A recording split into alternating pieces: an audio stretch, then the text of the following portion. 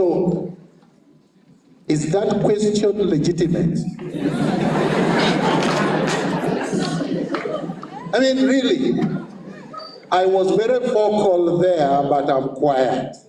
And I'm right here talking very loud about everything. Is there anything I was supposed to say that I did not say? Maybe somebody got the memo I did not get. I spoke about everything I wanted to say, fearlessly, without regard to power, influence, or wealth. Secondly, when you are in exile, forced exile, not self-exile, there is a difference. I did not run into exile. I did not cross the Ugandan border, or Tanzanian border, or Somali border. I did not board a flight and say, I've run away. I was forced out of this country twice. One of them while I was unconscious. Did I keep quiet? You know, I mean, I think my evidence is self-evident. I did not keep quiet when I was at the airport when they tried to push me away. I did not keep quiet when I reached Amsterdam or when they dumped me in Dubai and I was unconscious. The moment I regained consciousness, I spoke. And I've spoken every single day for 5 years. Who has ever done that in this country? Now, just mention one. Mention one person in the entire world who was sedated or from his country of birth, put in a plane unconscious, dumped in a foreign airport, and the moment he regained consciousness, he said, I want to go back where I was sedated. Who? There is none. And this is a historical fact. So it is always good when you're asking questions to be correct. Factually correct. Because I am famous for deconstructing untruths. I have a PhD in deconstruction. All right? So I never kept quiet. I have never kept quiet, and I will never keep quiet. But it doesn't mean that I must say what you want. I will say what I want. Like Bantu Steve Biko wrote before he was assassinated in South Africa, I write what I like. I have a freedom of conscience, a freedom of thought, and freedom of expression. I will enjoy them robustly. All right? So I'm not silent. So let me go to the other question. I'll go in a roundabout manner. I have a pen. No, I put it in my pocket. All right, so that I hope I have answered. Now, there is another question that was asked. All of them are good questions. The fact that I'm deconstructing the question does not mean it is a bad question. If it was bad, I would not answer it, but all the questions are good. Now, tell us where we are heading to, which direction. And I should mention positives and negatives. So first of all, I don't think that my role, I'm not a bishop, I'm not a priest, I'm not the Pope, I'm not Prophet War.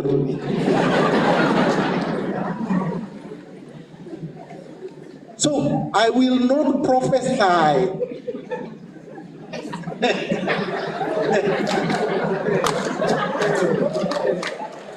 I will not prophesy.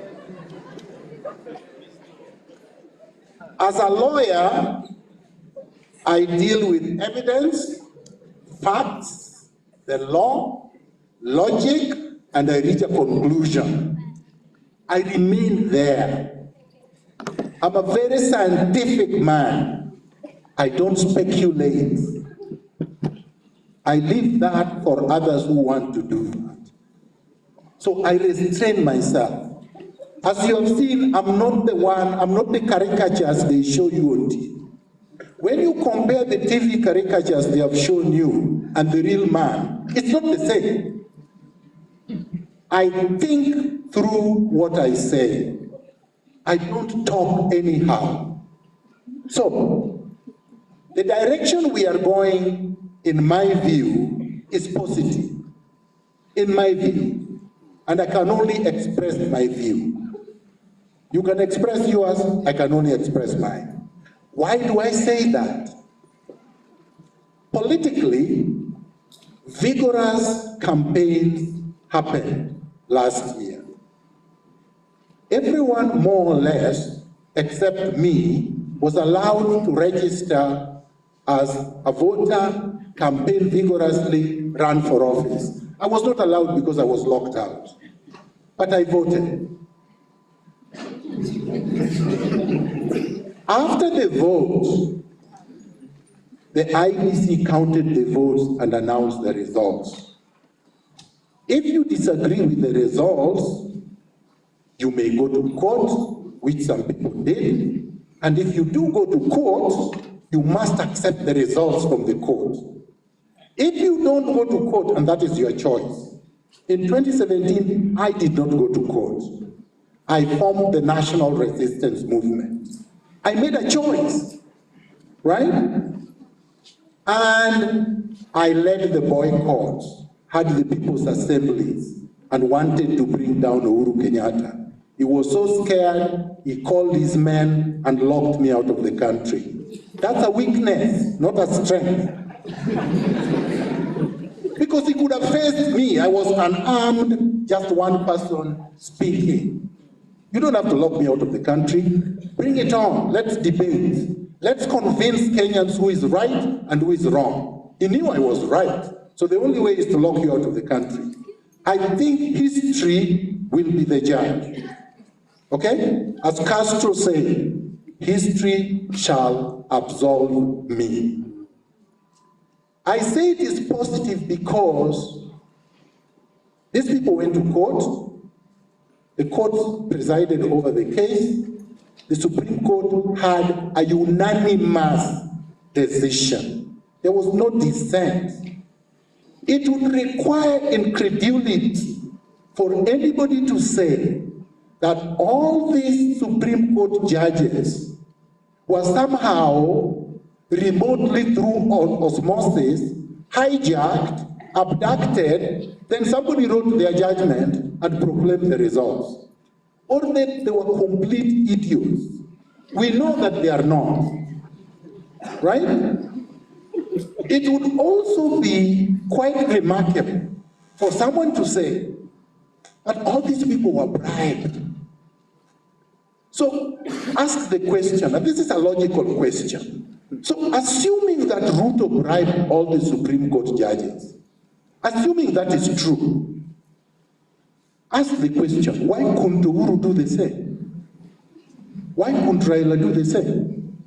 Who was in charge of the treasury at the time? Who had more money? Truthfully speaking, factually speaking, the man who controlled the treasury or another person who had fallen out with the control of treasury? Certainly the man with the treasury, isn't it? So why couldn't he give them more so that they could declare Raila Odinga president? So you can see the logic falls there. They say, oh, Ruto had a lot of money to distribute. How? How old is Ruto? Who is his father?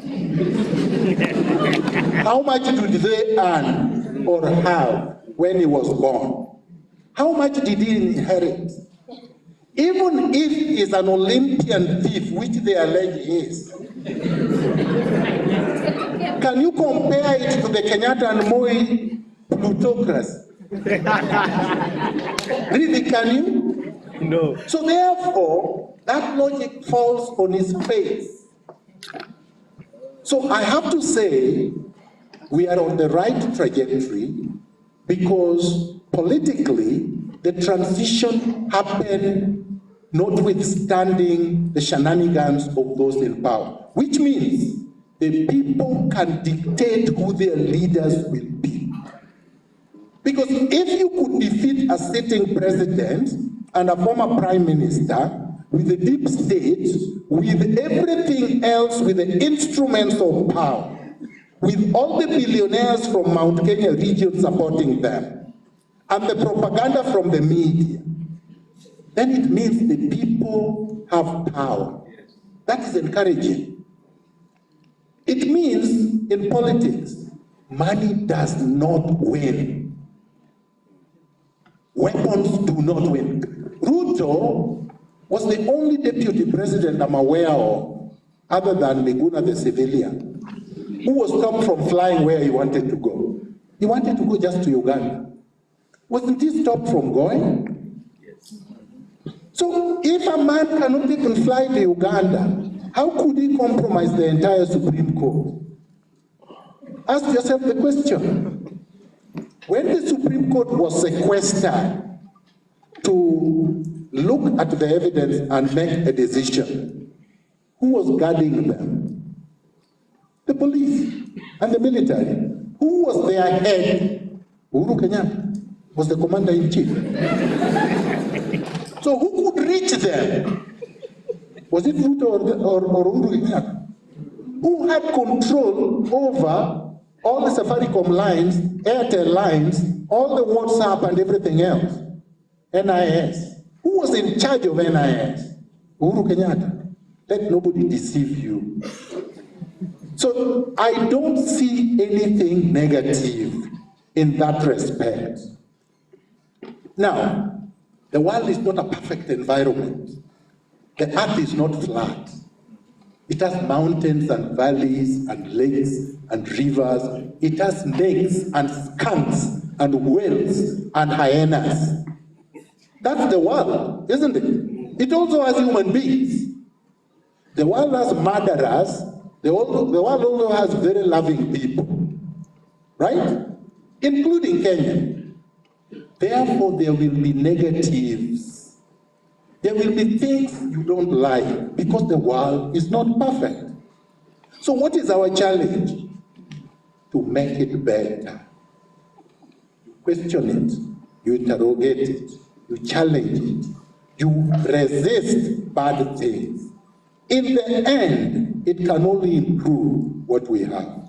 That's a good thing, in my view.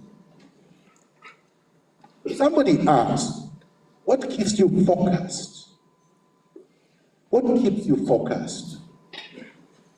You see, unlike many of you, yeah, I have to say that, unlike many of you, fear is not in my DNA. It's completely absent. I don't fear anybody or anything. I have already resolved the issue of death. I did. So when these people come, they don't find a fearful man. I just wait for them and say, what do you want? They tell me, oh, get into the car. So I get into the car. I don't ask them where. I don't care where. And I don't care for how long. And I don't care, will I be released? Will I be killed? That's their problem. And I tell them, it's your problem. I was telling them even in detention, I really don't care how long you keep me here or what you do. What I know is that whatever you want me to do or say, I will not do or say. So you give up, don't ask the question, because you will not get the answer you want. They brought things to sign, I say, I will not sign anything unless you actually sign it for me. Physically force my hand, which will not be a signature. It will be a chicken scrawl. So really, when you are dealing with somebody who does not fear you, you know you are confused. That is how come they couldn't take me to court. I don't fear Uhuru Kenyatta. I don't fear William Ruto. I don't fear Raila Odinga. I don't fear power. I don't fear wealth. I don't worship them. I don't kneel before anyone and will never do. You see, they say that is arrogance. Well, that is good arrogance. Fortunately for me, I earn my living using my brain. I don't have to beg anybody. You know, it is beautiful when you don't have to beg anybody to earn a living. I don't have to do anything for anybody to earn a living. I just have to be able to show that I'm capable of doing work. That's it. So I can work in any country of the world and I will earn a living comfortably. I will be paid comfortably in any part of the world because I am confident in my abilities. And I have proven myself many years, now going 30 years. If you can do that on your own, and you don't have to beg anybody, it's beautiful. You see, the reason why these people keep on doing what they're doing, what you're telling me, oh, if you do this, you're jailed or whatever, is because they know the majority of you fear them and fear that if they are not singing, they will not be employed. Chelagat Mutai was destroyed because she didn't have a place to earn a living. Kagia Builder was destroyed. He ended up just taking care of his poshomi. Many people, many brilliant Kenyans have been destroyed. Right? But you have to remember one thing, that no liberation comes without sacrifice. Anywhere else in the world, that those who fear resisting, seeking truth, seeking liberation, will die as slaves. Will die as slaves. But there is no human society where human beings have accepted slavery in exchange for freedom. None. I will start with South Africa, which liberated itself last. They could kill them, and they did. They jailed them for many years, and they did. They hanged them, they raped them. They did all manner of things, but they never gave up. Until apartheid ended. Everywhere else, and it was not just the British, because I had a gentleman here saying, oh, the British, the British. The British were not the only colonizing power. But no matter who they were all defeated in terms of caliber, the imposition of one color over everyone else. Now we can talk about economic freedom, that's another discussion. But at least politically, they were all defeated. So, somebody asked, truth and justice only leads to jail and exile, or something to that effect. No, it isn't. It's not true. It's not true. If we did it in large numbers, the problem is that if I do it alone, yes, they will single me out and they will try to kill me or exile me. That's easier done because you're one person. If many of you did what I do, there is not enough space to jail you. There is not enough jails or policemen or prison officers to guard over you. You are 50 million as Kenyans. So nobody can jail 50 million people. You can't even jail 250,000. You know the entire armed forces is 250,000, right? So look at that, 250 versus 45 or 49 million. It's impractical, it is impossible. So which means the only solution is to stop your fear. For those who are men here, be a man. For those who are women, be a real woman. Like my mother was. And then somebody says about voting. Should we vote when our votes don't count? Who says your vote doesn't count?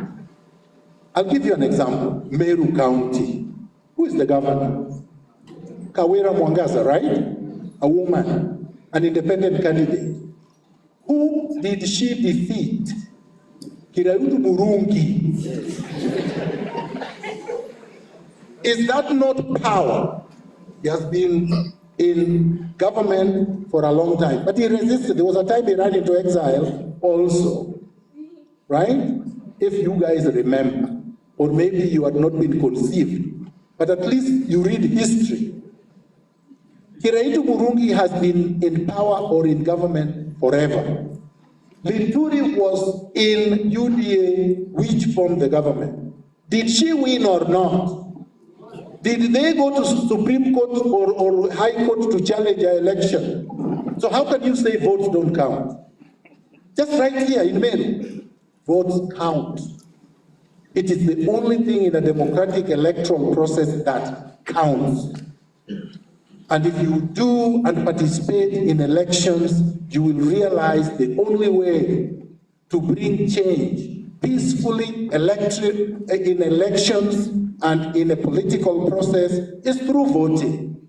So register all of you and vote. Vote for whoever you want, right? But if you are wise and you are intelligent, you will organize yourselves and vote as a bloc for whoever you want, the person who represents your aspirations and hopes. And that is change. That is all what we are asking for. We cannot all think alike. If we are all thinking alike, that's a dead humanity. That's not a civilization. So we must think differently. It doesn't mean we are enemies. We can disagree agreeably. We can do it civilly. We can do it intelligently. So yes, votes count. How will we know about justice when the truth is not known? Someone asked, how will we know about justice when the truth is not known? Well, go seek out the truth if it is not known. That's my answer. If you don't know the truth, go seek it out. Then through that process, you'll get justice. But you don't expect Miguna to be the one telling you about the truth if you don't want to seek it out. I'm not a babysitter. So, and this is true. Intellectually, I'm not a babysitter. And I suffer fools. I don't suffer fools easily. So, and I'm not saying he's a fool. I'm simply saying, if you don't know the truth, seek it out. Go find it. Use your energy, your youth, your intelligence, your time. Find the truth. Organize people like you and go and find the truth. What should be done to pass fair and just laws? So let me do civic education for a minute. Laws are only passed at the county assemblies and at the national assemblies and at the Senate. Only 3 places where laws are passed in Kenya, but mainly at the National Assembly and at the Senate. To pass good laws, you elect leaders that represent your interests and aspirations, and you instruct them to go pass laws that you have elected them to pass. Then you will pass good laws. There's no other way. There is another second way, but it is a harder way, is that you have an independent MP or senator that can bring a private member's bill to be able to pass that law. You can lobby that person, you can speak with that person, you can interest them on laws that you want passed, and that law will be passed. Those are the only ways. You do not expect yourself as a civilian to pass laws. You have no mandate. You cannot pass laws. You have to do them through your elected representatives. And if they don't pass the laws you want, you recall them. You organize enough petitions to recall them. That is a section of the Constitution Kenyans have not exercised. They have never recalled an AP. Even one, like Babu Owino, shot somebody almost dead in the neck. They didn't recall it. That is wrong. There is another MP that has been jailed for 67 years for stealing. Nobody has recalled him. People are just watching. Take the initiative, organize, and by the way, that could be your career path.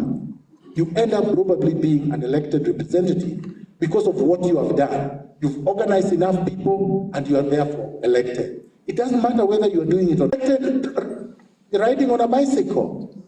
And Uhuru, I think, is the first person who gave him some car, some ramshackle, that they wanted him to return during the last BBI thing. And he said he could return it. So I'm saying, don't feel coerced, don't feel intimidated, don't say it is because you don't have money. People have done it on bicycles. Cases being dropped of Aisha Jumia, Rigathi, and the rest. And you want me to comment on it. So number one, I will, but I will comment on it probably on a way that you don't like. Number one, I'm a lawyer. I'm a lawyer in this country, and I'm a lawyer in Canada. Lawyers go to court, and if they disagree with the decision, they appeal, right? Now, I did not represent these people, so I don't hold their brief, and I don't represent you. These were not civil cases. These were criminal cases. Aisha Jumwa was alleged to have killed someone and was arrested. And the person who was prosecuting Aisha Jumwa was the director of criminal prosecutions called Haji. Haji then said he did not have enough evidence and dropped the case. Your fight should be with Haji. That is the fight, not with Miguna or anybody else. You guys should be hounding Haji if you disagree with what he did. I'm not privy to the evidence. I was not there where the allegations that gave rise to the charges came from. I have absolutely no facts, one way or the other. I don't know if she was innocent or she was guilty, because she never went to trial. She was never tried. Somebody was supposed to try her, made a decision that he was not going to win the case and drop the charges. That is what happened also with Rigiji. That's what they did. So, to the extent that I do not work for the DPP, and I'm not the DPP, to the extent that I hold no position in this government, all right? To the extent that I was not privy to the evidence, I cannot say that what was done was wrong or not wrong, right? Because I don't know. I'm reading it just like you are doing. But the only difference is that you have concluded it is wrong. I don't know from what evidence. But I've said I don't have evidence. If you give me enough evidence and you show me what was in the file, I will be able to express an opinion. But right now, if I do, I will be doing it like a pedestrian on the street, and I am not. How can we adjust our justice system? Can cases be reviewed? I think I know what the question is. So I will answer it correctly. Yes, past cases that may have been resolved wrongly can be reviewed constitutionally. Yes, I will. I will read the screen once I finish this. So for those who think that there may have been cases before that may have been decided wrongly because the government or system was biased or controlled the judiciary, the answer is yes. For those victims of injustice during that period, you can make an application and ask for cases to be reviewed. I hope I've answered the question. Another question what isn't true is supported by the majority. No, he's saying, what if what isn't true is supported by the majority? Because I was talking about truth vis-a-vis justice, and he's saying, okay, so let's assume the minority is insisting on something not true. Then that is fascism. You see, that's what fascism is. If the majority, not the minority, the majority is wrong, like Hitler. See, in 1935, Germany had a chancellor called Hitler. He was an ultra-right fascist racist. And he believed that the only people that should rule the world are the pure Aryans, meaning pure white blood. He was wrong, but the majority of the people said he was right because they didn't like any other person, particularly Jews, in Germany. So they ganged up, elected him chancellor, right? That can happen anywhere. If that happens, the leadership is called a fascist regime. The duty is on the minority to organize a resistance against the fascism. And to tell you the truth, the minority, an organized minority always wins, if they are right. You only need a part of a country to foment a successful revolution. You don't need 50% plus one. You need a third. Probably that is why your Baba is to Urupa. He realizes he does not need 50 plus one. He just needs a third. So he understands the science. he may understand the science, which I taught him when I was advising him. That you don't need a half of the population to overthrow a government. And out of that third, you don't need 100,000. You need very few. If 50,000 people gathered at Urupa, I can make them look like 1 million, and a government can fall. A government falls on the perception, because the media will be there and everything else. So pay close attention to what he's doing. We can't ignore it, right? So, the point I am making is that if the majority are wrong, but insist they are right, they will impose a fascist regime that must be resisted, whether it is by the very tiny minority or not. And when the tiny minority are right, and they are fearless and consistent, they will win. The world will have sympathy towards them, will support them. The world media will support them. The human rights organizations will support them. The UN will support them. Ultimately, they will win. Kagame won in Rwanda. They are not the majority. The Tutsis are not the majority, but they won. So what I'm saying is that history teaches us that fascism cannot last for a long time. And what you need to do is resist. Somebody said that I swore in the people's president. Then I was against the people's president. He made a comment, which I will respond to. Yes, I did. Very, very proudly. Very proudly. I still stand with what I did because it was the right thing to do. Because he had won an election. Because Uhuru had stolen one. I knew from analyzing the data. I was a candidate in that election. I was not supporting Raila Odinga. I had actually voted for Uhuru. But unlike you, again,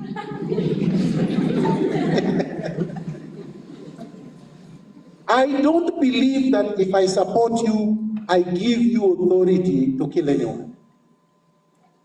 I don't believe that if I support you, I give you authority to steal elections. I don't believe that if I support you, I give you permission to suppress the country on my behalf. I simply express an opinion that between these candidates, I support this one. That does not give somebody power over me that, no, you can never ever oppose me afterwards. No. The moment you do things that I believe are illegal, unconstitutional, and wrong, I will oppose you on the spot. Because you did not capture my brain and make me your slave. Because I supported you. And that applies to me. I do not say because you support me, you must support me to perpetuity. Those who studied law knows there is something called the principle against perpetuity. The law does not allow perpetuity. The law actually says perpetuity is wrong. Perpetuity must be terminated. So I don't believe in it. The same thing. So I resisted Uhuru Kenyatta. But again, the fact that I said Raila won and swore amen did not give him permission in perpetuity to do anything wrong. But he did. He betrayed me, first of all. He's the one who did. I didn't betray him. He betrayed me, went behind my back, organized a deal with Uhuru Kenyatta, was paid money, and started singing Hosanna to tyranny. He started praising Uhuru like Uhuru is the next sliced bread or Pope, and saying he was going to follow Uhuru's footsteps. This is the man that was dumping bodies in River Yala. This is the same man that presided over Musando's death. This is the same man that killed Baby Pendu. This is the same man that has done so many bad things. And you, who support us, these things happen to, is cheering him.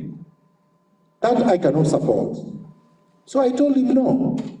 Now, so who turned against whom? I remained exactly where I was.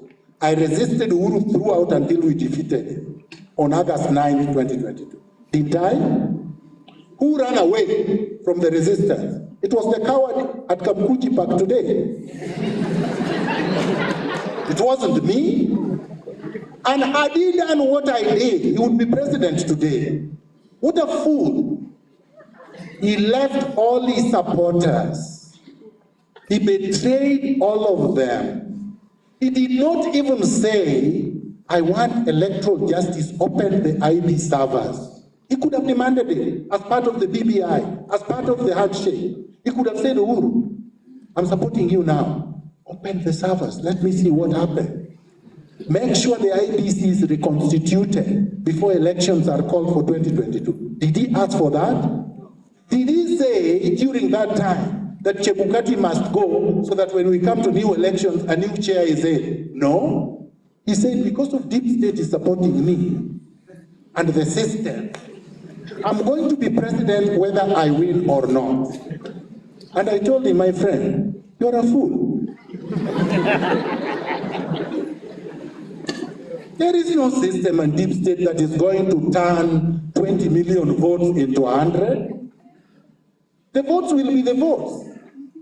In 2014, I will recall, and let me just remind you quickly, 2013, 2014, this electronic voting system was brought by ODM and Raila Odinga. I think many of you do not know that. It was brought by them. Against, Kibaki wanted manual. Martha Karua wanted manual. They all wanted manual. And Raila said, computers will not break down. Nobody will hack the system. We want electronic voting. And I told them, are you crazy? Votes are counted physically. They are not counted by machines. Elections are announced at the polling stations. They are not announced in Nairobi. So what are you fighting for? Like this is crazy. I can sit in Beijing and hack into the IBC. But you don't want, he's arguing that he will make the system tamper-proof. And I told him, no, you are crazy. But they said Miguna was crazy. So who is crazy now when you see what happened?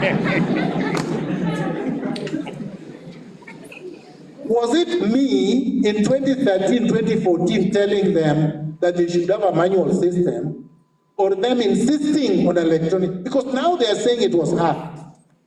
But I don't know some Venezuelans. But the Venezuelans were arrested and their gadgets were taken by the DCI. So I don't know how these same so-called Venezuelans got into the system. The point is this. The swearing of the people's president was correct. The court said the same. They told everybody, Miguna was right to swear him in. There was nothing illegal there. And I listened to the court. They know, I know. As a lawyer, I can commission any oath I want. As long as you say, I, Abdi Jose, swear that this is true. I say, so help you God. Yes? Okay, sign. And that's what I did. I'm not the one swearing. He's the one swearing.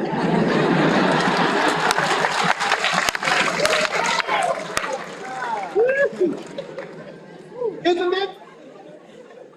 So they knew that if they took me to court, I would call Raila and say, my friend, who took the oath? Was it Miguna or you?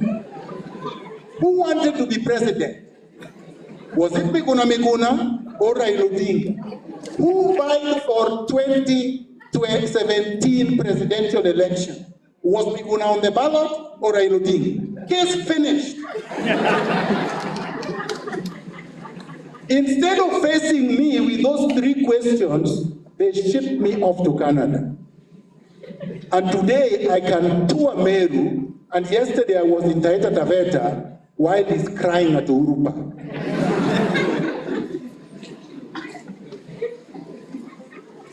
The next question. What is the assurance that what was done to me will not happen again? There is no assurance in life. If you want insurance, you go to heaven. And I'm not ready to go there. So I'm not going to give anybody any assurance. What I know, however, is that if you're fearless and you stand for the truth, even God protects you. And God did. I'm alive, I'm speaking from here. The reason I would not accept the position of CAS by the president, I think if you listen to me carefully, I gave the reason. This is when I was interviewed by one Ageo of NTV. This is what I say, and I repeat it and I maintain it. I don't change my position if I'm right.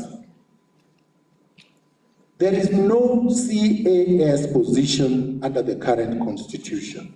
So we start there. Those positions were created by Uhuru Kenyatta illegally. Okay? And I don't support any illegalities, regardless of who is perpetuating them. So they are illegal positions. So that's number one. Number two, the court has pronounced itself. The matter went to court, it was litigated, it was argued thoroughly, and the High Court said, these positions are illegal. Then it was appealed to the Court of Appeal. The Court of Appeal, thinking like Miguna Miguna, sat on the case up to today. They have sat on the case. So they're still illegal positions. Why should I accept something that the court has pronounced is illegal and I believe is illegal? It would be hypocritical on my part, and I'm not a hypocrite. All right? So that's the answer. How do you confront injustice without compromising the truth? How do you confront injustice without... You can never get justice unless you are doing it through truth. So I don't know how you can compromise it. If you are facing injustice with the truth, you will get justice. There will be no compromise. So there will be no compromise to justice as long as you do it truthfully. I hope I've answered that question. So anytime there is injustice, you use truth as an instrument to confront it, and you will get justice. So now somebody says, how do we balance safety and then not burning bridges? I don't understand. Why should it be unsafe to speak the truth in a democracy? Like now, we're just speaking. Why should anybody be arrested for speaking? You see what I mean? Somebody may disagree with you, but it does not amount to a crime for which you should be arrested, taken to court, and harassed. If that happens, it means it is not a democracy. So, to speak freely without being harassed, that is a democracy. And that's what we are experiencing now in Kenya. If somebody challenges you, tell them that I say. Miguna went, spoke freely in Meru, he was not arrested, right? You ask questions openly, you are not expelled from the university, and you will not face disciplinary proceedings, and you will not fail graduates. That's a free society. That's what we want. So never ever think that you need to be safe by keeping quiet. Speak. Speak freely. There is nothing like you have to be safe to be quiet. And there is no burning bridges. Listen, you have a duty, a God-given duty, to burn all rotten bridges. If a bridge is rotten, burn it. If a bridge is built by a thief, burn it. If a bridge is built by a despot, burn it. If a bridge is built to lead to despondency, burn it. If a bridge is undermining democracy, burn it. Let nobody tell you that burning a bridge is bad just because it is a bridge. It has to be a righteous bridge. It has to be a bridge that leads us to freedom. It has to lead us to prosperity. It has to lead us to democracy. It has to lead us to good practices, human rights, like good governance. Yes, then that bridge should not be banned. A bridge is not a person. Disagreeing with a person or opposing a person is not banning a bridge. I was not born to support anybody. If somebody thinks that the only reason I exist is to make Raila president, go back and ask your mother if she gave birth to me. Because she didn't. Your mother only gave birth to you. My mother gave birth to me. My mother is equal to your mother. So therefore, your values are not my values because I got my values from my mother, you got from yours. Do you care about the outcome? Yes, I do. That is why I am correct in analyzing politics. I have never been wrong on this. In 2007, I was right. I supported Raila Odinga, and he won. Everybody knows that. Even Kibaki knew. He accepted that Raila won. That is how come he agreed to a coalition government. Why would you have a coalition government if you won legitimately? It was not done because 1,000 people had died. That's wrong. That's false. Kibaki got himself sworn in at night when he knew he had lost an election. So I was right in 2007. I was right again in 2017, except that my candidate turned into a despot. I voted for Uhuru Kenyatta, he won. I mean, if he lost, we want to see how he became president, right? In 2017, I said Uhuru lost and Raila won. Did he go for handshake? If I was right, if I was wrong, why did Uhuru handshake Raila Odinga behind my back? Because he knew he was a legitimate president. In 2022, I supported Ruto. He won. So therefore, Miguna is always right.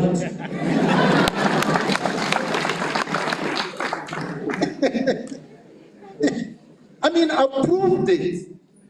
I've proved it. I'm the only one who has proved it. These people have not proved it. When I have said something is wrong, it has actually come to be that it is wrong. I'm not God, but on this, I'm right. Then somebody talked about the British. I didn't really understand the question, but he said the role of strength or might in democracy. I repeat, might does not make right. Power is not democracy. Whether by the British, the Germans, the French, whatever, colonialism was not right. Colonialism was an oppressive, racist, anti-human system. So whether they were powerful doesn't really matter, right? For those who are religious, you cannot compare the power of the gunpowder to the power of righteousness. If you are righteous, if you are right, if you are good, if you are loving, you can't compare that to a gun. The person who wields a gun against the righteous is weak. That is why they are wielding a gun. So do not come here and tell me, oh, the British, the Germans, they were wrong throughout. And nothing is going to make that right. So whether we are copying them, aping them, whatever you are doing in relation to their power is irrelevant to the question at hand. Somebody is saying, Dr. Miguna, when seeking justice and truth, should one care for the negative outcome? Some outcomes are disadvantageous. Example, in 1987 and 2018 in your case. No? No? They say when you fall, it is not the fall that defines you. It is whether you rise again. That's what defines you. If you fall and you remain down, yes, you failed. But what did I do in 1987? So I was abducted from my room at the University of Nairobi on November 13, 1987, detained, released, expelled from the university. I did not accept it. I simply walked across the border and sought asylum, and I am here today. I went ahead, got my degrees, became a lawyer. Did I fail? I think the history is obvious. I didn't fail. Why should I then lament on what Moi did? Moi was weak. Moi acted like a weak despot and thought he could stop me. He did it. If people did what I did and did it consistently, we will never look at these things as failures. It is how you transform this tragic incident that matters. What happened in my case in 2018? They sedated me, they tortured me, but I'm here. You can see a live, healthy person. Right? Yeah. They did not defeat me, they did not weaken me, they did not do anything. As a matter of fact, they are walking shamed, completely dishonorable. The other day I went to Karim Country Club and I met a puffy man called Matiang'i. He came like this. So he's greeting me. So I asked him, "You're still alive?"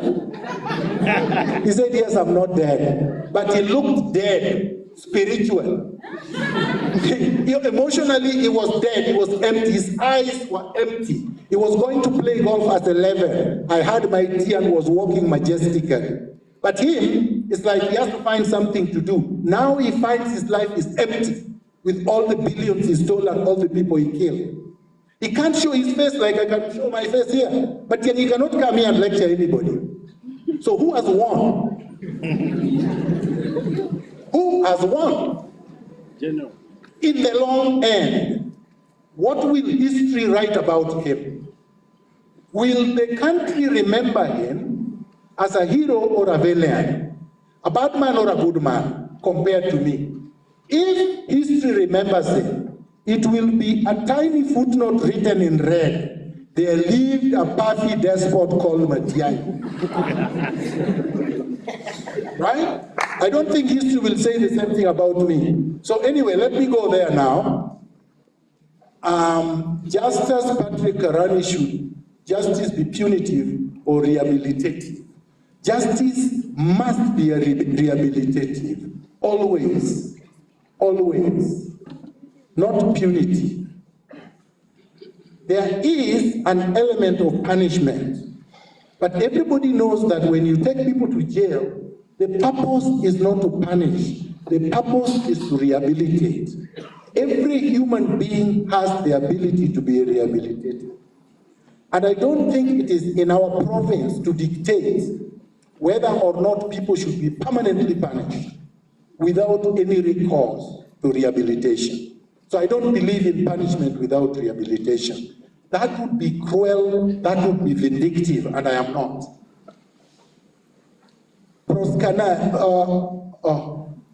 Is that Professor Karani? Is it really true and realistic and logically approved that one can get justice in Kenya judicial system? Can you please talk about this? Yes, you can. Yes, you can. I did. I mean, I'm a living example of those that have actually sought and got justice through the Kenyan legal system.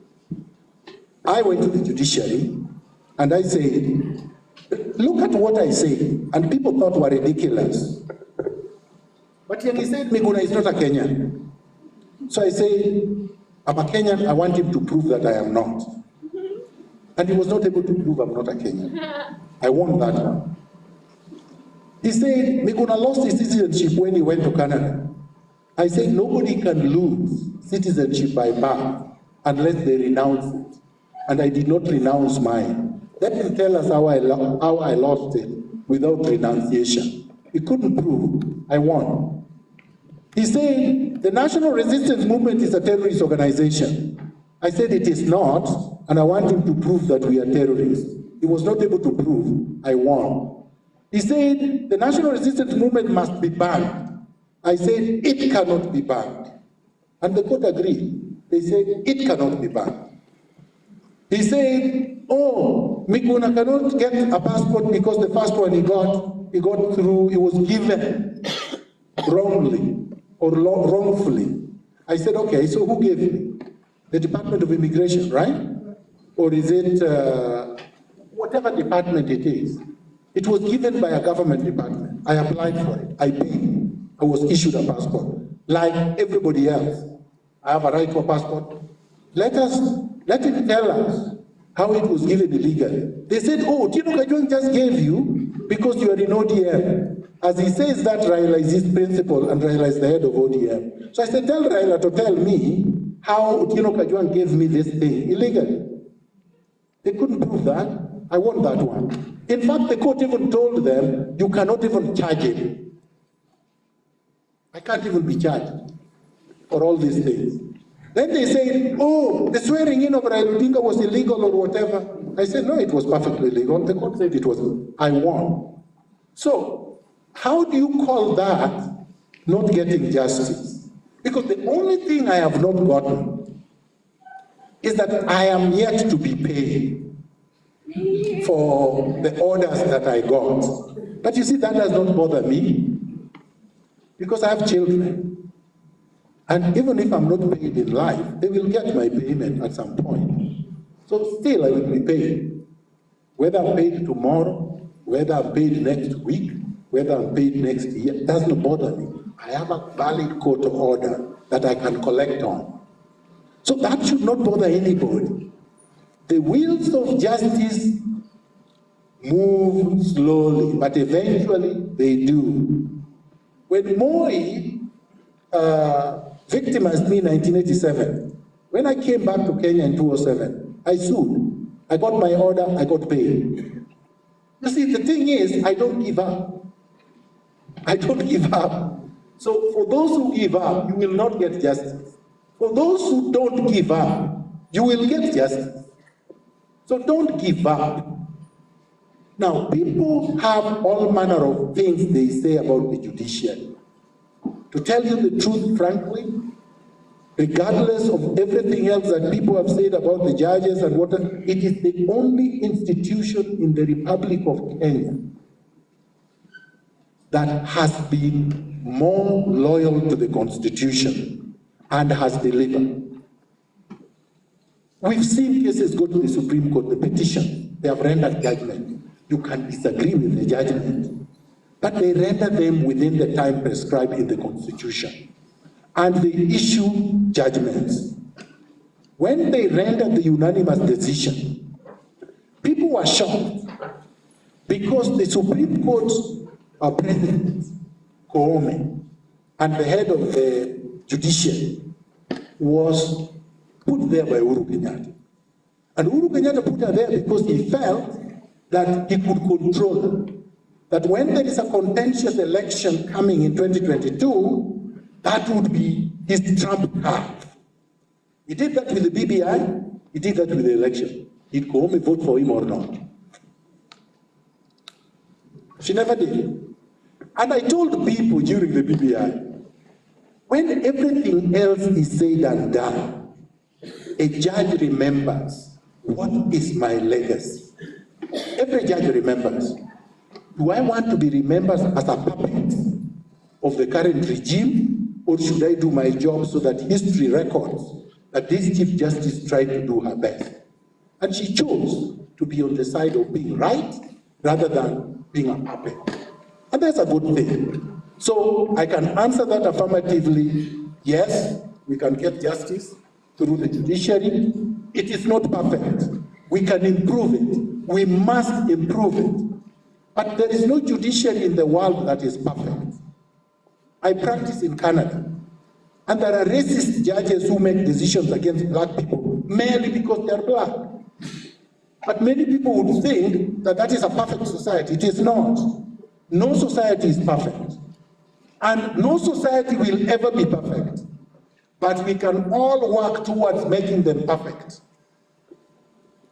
If actually leadership is not by sitting in office, but actually working for the people, what then happens to younger generation with aspiration of leadership? Will they lead while outside the office? Oh, because I said leadership is not being in office. No. Leadership is not being in office. And I'll give you a few examples. Martin Luther King was a leader. Did he hold public office? Martin Luther King, he won the Nobel Prize, he led the civil rights movement in the United States. He never occupied public office. Malcolm X was a leader in the US again. Did he occupy public office? No, he didn't. And there have been many, many. Mother Teresa was leading in terms of charity work and things like that. Did she occupy public office? So you can lead without occupying public office. Because leadership is not about holding public office. It's not about power, state power. What people are confusing with leadership is state power. That is power. That is state power. That is being able to dispense resources. But that has nothing to do with leadership. Some people have power and they're leaders. Some people have power and they are not leaders at all. So we have to choose. We should elect leaders. If you do, you will not have the problems we are experiencing in the counties and in the national government.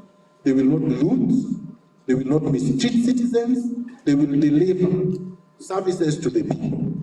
So it is up to citizens, the youth in particular, to make sure that you elect only leaders, people with vision, people with manifestos, people who are committed to change. Is there money in the quest for justice? Is it a cause worthy for a lifetime pursuit? If money is all you are looking for in life, there are 3 professions I will say you should join. First, you can try to be a bank robber. Because they keep money in the bank. So you can go and help yourself. 2, you can sell illicit drugs. There is more money in cocaine selling than anything else in the world. So you can try to be like Escobar or Pablo Escobar or the rest. Very lucrative. Number 3, you can own brothels and sell prostitutes. That can get you a lot of money. Number 4, I'm serious here. Number 4, you can become a crook of whatever shape or form. You're just a crook. You're selling anything and everything, or stealing anything and everything, land, whatnot, doing deals. Then you will make a lot of money. However, if your interest is pursuit of values, if you believe in values that are in the Constitution, the rule of law, democracy, human rights, fairness, integrity, good governance, then money should be an instrument you get in order to make you be transformative in whatever field you have chosen. Many of us have chosen the latter. I'm intelligent enough to be able to sell enough drugs in the world, but I chose not to. I'm intelligent enough to be a crook, because a crook has to be intelligent. I mean, and it is the easiest thing to do, being a crook, because you have no scruples. I'm intelligent enough to own a lot of brothels, and you are an innovator, or because you are an entrepreneur, or because you are the best lawyer in the world, or because KEMU pays me an honorarium of 2 million. And, and then I go to another university, and I earn enough. That's good. But if I'm going to get it, and then at night, I am going to have nightmares of people breaking my gate, then it is not worth it. Thank you very much.